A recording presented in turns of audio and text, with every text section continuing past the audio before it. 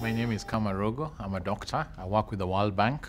I manage the Health in Africa Initiative, which is a World Bank group new program that tries to help African governments engage better with the private sector.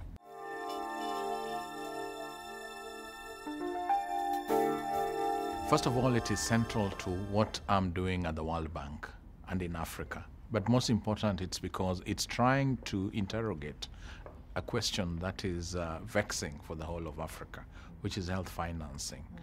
We've gone 60 years post-independence. We haven't gotten it right. There isn't enough money in the sector.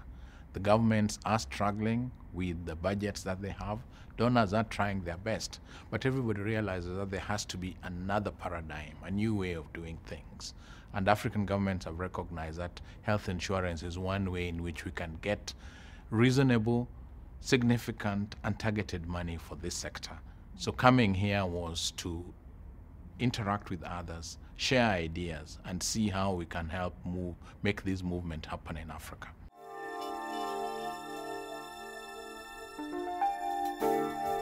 I think that there's two areas. It's not just about finance. Finance is one area, but next to finance is the question of the quality of healthcare themselves. Because when you have money, or if you are insured, you want to be assured that when you are unwell, you'll get the quality of care in time and in the manner that you need it. Beyond that, there's the issue of policies and regulations. Both insurance and health sector need much more stringent regulation than we have in Africa at the moment. Three things that I want to put on the table. One is that there are three major gaps that we have to address in the area of health insurance and access to care in what we are calling weak states. One is the whole area of financing.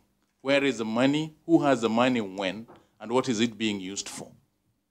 If you look at the data, then you will show that the most important money giver to the health sector in this weak state is the individual, that very poor person that we keep referring to.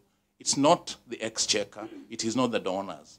And yet when discussions like this take place, they're never on the table. We talk about them and for them, and their voices are not there. Secondly, there's a gap in service delivery. It's not about having the money. It's not about being insured.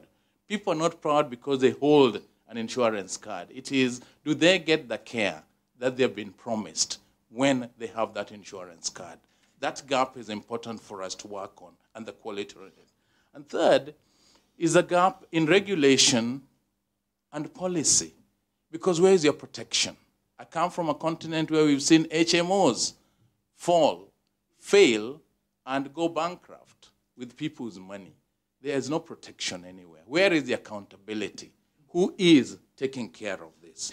And on top of that, I want to try and cover it with one area, which is the area of trust. When we talk of weak states, weak for what purpose? The big problem we have in our countries is trust, trust, and trust. When a government tells you that population, don't go to that corner because there's a bomb that's going to blast in a few minutes, people run there to see if there's really a bomb. So who do people trust with their money? Is that why we go micro, or is it because of another reason? And most important, the dynamics that are changing in Africa. Today in Africa, it's no longer the Africa of 10, 20 years ago, where the Minister of Finance is some semi-literate military man. Go to Nigeria, it's Professor Chuku. Intelligent, knows what he's talking about. Go to Zambia, it is Professor Kasonde. You can't get better than that. Come to Kenya, it's Professor Nyong'o. These are people that can now sit here and debate with you. So even as we go there, know that you're going into a different continent. Weak state maybe, but not weak in mind and intention.